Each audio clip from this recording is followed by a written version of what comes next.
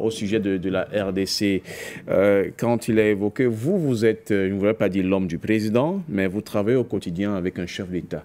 Vous travaillez de manière permanente avec un dirigeant d'un pays et Dieu seul sait combien est-ce que le Centrafrique a connu un moment difficile pour sortir justement de l'ornière et d'être là où il est aujourd'hui, faire face à beaucoup de situations et puis réussir à se hisser à un niveau où ce Centrafrique-là est en train véritablement de mettre les jalons doubles pour que sa souveraineté soit respectée, eu égard des forces d'incursion, encore des puissances étrangères. Quand on regarde la situation en République démocratique du Congo, quand on regarde les démarches faites par le président Félix Tshisekedi pour réussir à porter la calmie au sein de son pays, rassurer les populations, finalement, qu'est-ce qu'on doit dire de cet homme? Parce qu'à un moment donné, on en perd même le latin pour pouvoir lui trouver les qualificatifs dans sa façon d'agir. Très bien. Monsieur le journaliste, vous me direz certainement que comparaison n'est pas raison. Et je vous dirais qu'il n'y a pas deux types de morts. Il n'y a pas deux Afriques. Il n'y a pas deux types de terre. Il n'y a pas deux types d'hommes. Tout homme est un homme. Je vais faire un parallèle. En 2016, lorsque le président Touadéra arrive au pouvoir, ça se situe entre 300 et 500 morts par jour. Par jour. Par jour, sur toute l'étendue du territoire. Avec plus de 70 groupes armés, si vous voulez, terroristes, ou encore rebelles, appelez-les comme vous voulez. Avec une armée inexistante. Le Congo encore, ça va. Le Congo encore, ça va. Il y a quand même 10 000 hommes ou 20 000 hommes. Il y a quelques armes. Parce que l'État n'est pas sous embargo. L'armée congolaise n'est pas sous embargo. À l'époque, l'armée centrafricaine était sous embargo.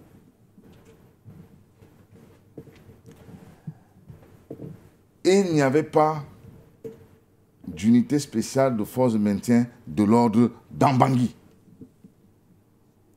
Et donc, les groupes armés dominaient sur le terrain. Ils faisaient de la population ce qu'ils voulaient. Le président Touadéra a compris le piège. Entre-temps, la communauté internationale qui finançait la politique de relèvement du pays avait donné ses conditions. Pas de groupe armé, pas de rebelles au sein d'un gouvernement. Le président Touadéra a bravé ces conditions, est allé parler avec les groupes armés à Khartoum. Contre vents et marées, moi en premier, j'étais contre l'accès des hommes des groupes armés au sein du gouvernement. Le président Touadéra a pris sur lui de composer un gouvernement avec des groupes armés. Parce qu'il était conscient de sa faiblesse. Il avait fait ce qu'on appelle en stratégie une analyse SWOT. SWOT. Force, faiblesse. Il a fait cette analyse. Il a compris où était le problème. Il n'avait pas les moyens militaires de mater la rébellion. Il a accepté un gouvernement d'union nationale. Ça lui a permis de gagner du temps. Pendant qu'il avait les rebelles, plus de la moitié des groupes armés, avec lui au sein du gouvernement d'union nationale, il a accéléré le processus de signature des accords avec des pays comme la Russie et le Rwanda pour pouvoir éradiquer, combattre de manière effective le reste des poches de rébellion. Il a agi de manière scientifique et cette manière lui a permis de sauver des vies humaines. Je vous dis bien, quand on est arrivé, ça oscillait, ça se chiffrait entre 300 et 500 morts au jour. Aujourd'hui, nous en sommes à faire parfois 7, 8, 9, 10 mois sans qu'une balle ne crépite. Et donc, c'est pour dire quoi? Lorsque la difficulté s'impose à l'homme, son intelligence est mise au défi. On gouverne pour les populations, pour sauver les vies humaines. On ne gouverne pas pour laisser la mort.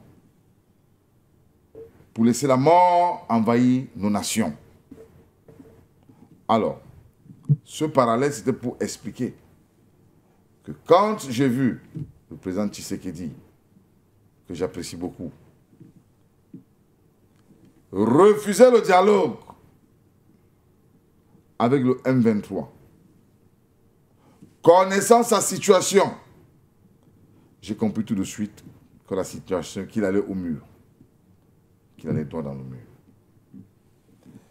Il y a un intervenant qui fait fi dans ses propos des revendications. Nous aussi en Centrafrique, nous avions des revendications, croyez-moi.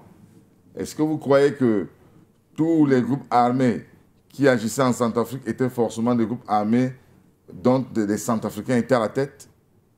Non. Mais en ce temps-là, on comptait 500 morts par jour. Et il fallait arrêter la saignée. Il fallait arrêter la saignée, il fallait trouver l'approche idoine pour arrêter la saignée. Et c'est ce qu'a fait le président Touadéra. Et je pense qu'on ne devrait pas avoir honte de s'inspirer de ce que son frère, son voisin, a adopté comme approche pour implémenter la méthode chez soi afin d'éviter le chaos. On aurait pu le faire. Donc, je voulais répondre à un panéliste qui a dit que Goma, si, Goma, ça, M23, si, M23, ça. D'accord.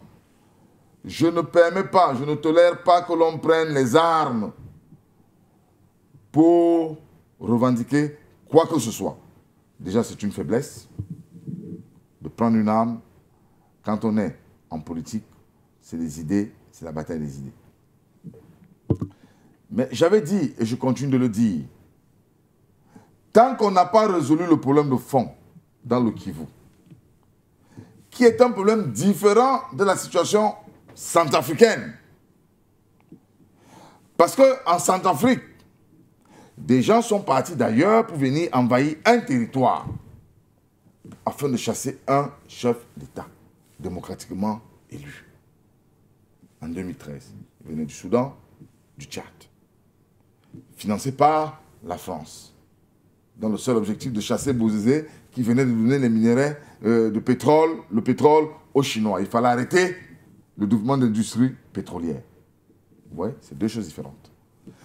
En RDC, dans la zone du Kivu, eux-mêmes à Kinshasa, ils reconnaissent que depuis 1994, 30% de la population du Kivu est composée des enfants nés de l'immigration issue du génocide rwandais,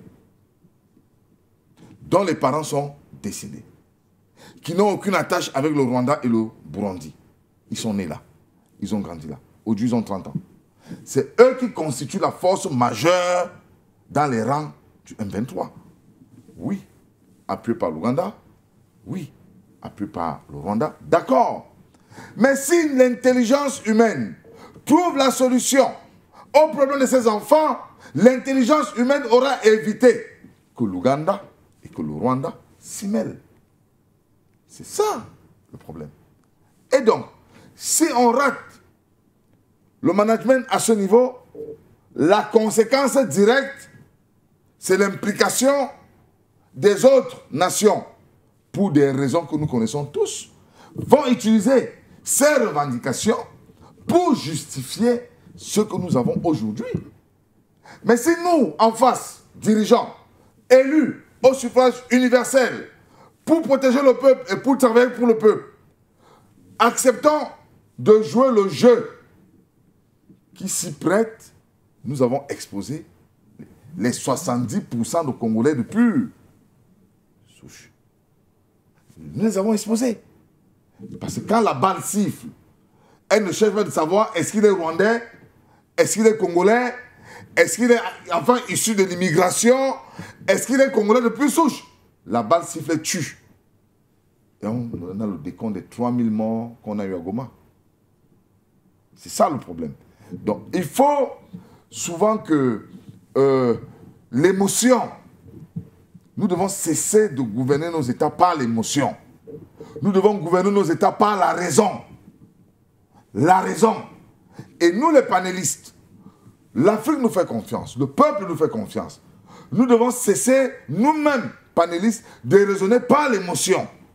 Et nous devons souvent raisonner par la raison.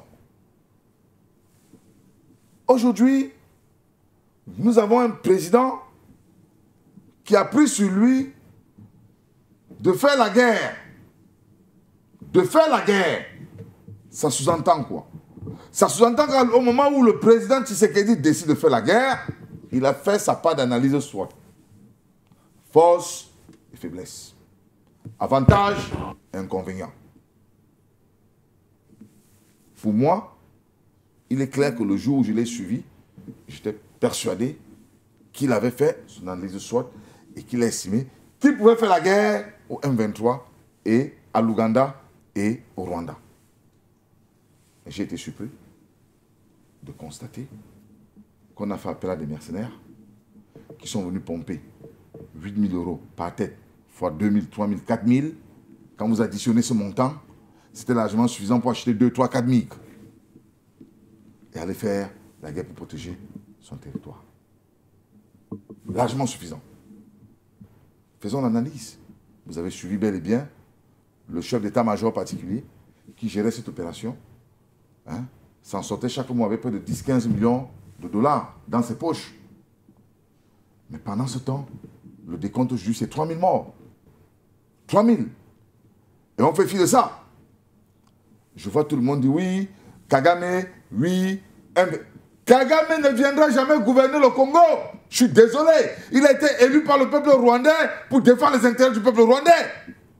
Qu'on arrête un peu de pleurer, de chialer comme des enfants. Qu'on se mette au travail. Et qu'on en prenne le taureau par les cornes. Et vous ne pouvez prendre le taureau par les cornes qu'en répondant, qu'en apportant des solutions réelles au problème du peuple. Des solutions réelles. Goma est abandonné. Le Kivu est abandonné à lui-même depuis que le président Tshisekedi est au pouvoir. L'administration ne s'y trouve pas. Comment ne voulez-vous pas que l'Ouganda et le Congo viennent administrer de vous à moi? Comment ne voulez-vous pas que le Rwanda et l'Ouganda viennent administrer le Kivu? Abandonner Garoboulaye au Cameroun, et je verrai comment dans 10 ans, les Centrafricains ne viendront pas administrer Garoboulaye. La nature a horreur du vide. Faisons attention. Il est temps de faire la réelle politique. Arrêtons l'utopique politique. Mais non, je veux répondre sur le cas des Américains. Et là encore, il y a une naïveté politique. Il y a de la naïveté politique. Nous savons tous sur cette table que tous les minéraux qui sont extraits dans le Kivu se retrouvent dans les industries américaines. Qui l'ignorent ici? Qui ignore ici que le Rwanda, c'est le 55e État américain, après l'Israël? Qui l'ignore? D'ailleurs, vous avez vu la réaction d'Israël lorsque il y a eu des velléités de guerre. Israël a pris position et Israël a dit, nous, Israël, nous soutenons le Rwanda. Vous l'avez tous vu. Donc, un État comme Israël, qui lui-même est considéré comme étant le 53e État américain, a pris sur lui, à Mondo Vidéo de manière officielle, de soutenir le 54e État, dont son jeune petit frère. Pendant que, à Kinshasa, les autorités priaient le Dieu d'Israël. Pendant qu'à Kinshasa, les autorités étaient dans les églises en train de prier le Dieu d'Israël, le peuple israélien prenait la décision de combattre ces autorités. Et ça ne s'est pas arrêté là. On a vu il y a 2 semaines une délégation du président de l'Assemblée nationale déferler vers l'Israël. Vous voyez, quand je parle de naïveté, c'est là la naïveté. Et donc, qui ignore que tous les minéraux qui sont exploités dans le Kivu aujourd'hui finissent dans les industries américaines? Qui ignore ça? Tout le monde le sait. Tout le monde sait que le Rwanda n'est que le trader. Je prends ici, il fait l'opération de transit, il pose là-bas. Tout le monde le sait. C'est connu de tout le monde. Et n'allez surtout pas faire le procès à Kagame. Lui, il a été voté par son peuple, il est élu et il doit apporter des solutions aux problèmes de son peuple. Et si les solutions aux problèmes de son peuple passent par des dividendes à toucher sur les minéraux de la RDC, il ne va pas s'en priver. Ah, je suis désolé. Il ne va pas s'en priver. Parce que quand il touche ces commissions, vous voyez ce qu'il fait au Rwanda.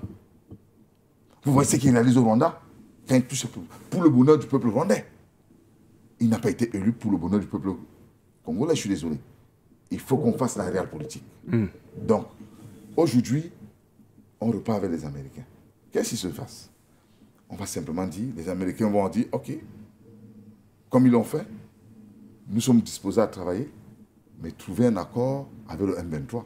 C'est pour cela que tout le monde a vu, à la grande surprise générale, le président Tshisekedi revenir accepter de négocier. Mais sauf qu'en ce moment, ils ont repositionné le M23 en position de force à la négociation. Le M23 aujourd'hui vous impose, il dit, nos enfants, vous devez vous embaucher à 40% dans vos emplois. C'est un exemple. Le pouvoir central dit non, les gars disent, ils rapportent, ils partent. De toutes les façons, ils contrôlent déjà les deux provinces, les deux États du Congo qui génèrent 80% de 2 ou 3 matières premières. Donc ils sont prêts à créer un État. Ils sont en position de force. Il y a de la naïveté politique. Et donc, les Américains vont simplement dire, si vous acceptez ce deal, vous faites un accord avec le M23. Le M23 va rester dans les positions. Oui, conseiller, vous allez chuter pour qu'on Je vais chuter. Le M23 va rester dans les positions nord. Et on va vous donner la sécurité. Et on va vous aider à exploiter les mines dans les autres territoires, les autres parties du territoire. D'accord? D'accord. C'est ça l'accord. Vous croyez que les États-Unis vont botter le M23 au cul? Détrompez-vous. Détrompez-vous. Détrompez-vous. Le M23 est un outil de pression. Le M23 est un outil de pression. Un outil de pression que lui-même, le président, a aidé à mettre sur pied. Parce que quand il a hérité du pouvoir, le M23, on n'en parlait plus. On n'en parlait plus. Et ça, c'est un détail important que l'Afrique doit savoir et comprendre. Kabila, qu'on peut traiter de tous les noms, avait réussi à trouver le mécanisme pour contrôler le M23 et cette zone-là. Kabila avait commencé la restructuration de l'armée congolaise. Si le président Fati, et je dis, nous en Centrafrique, si on avait eu la chance, en arrivant en 2016, de trouver qui est nos prédécesseurs avaient enclenché la dynamique de reconstruction de l'armée, on serait très loin aujourd'hui. Lui, il a eu cette chance, mais malheureusement, il a laissé le tribalisme s'y mêler, saccager tout ce qui a été fait pour vouloir faire à leur sauce. Et c'est ça la conséquence aujourd'hui. Quand on gouverne, il ne faut pas de la rancune. Il ne faut pas de la rancune pour gouverner. La rancune détruit nos nations. C'est tout ce que j'avais à dire.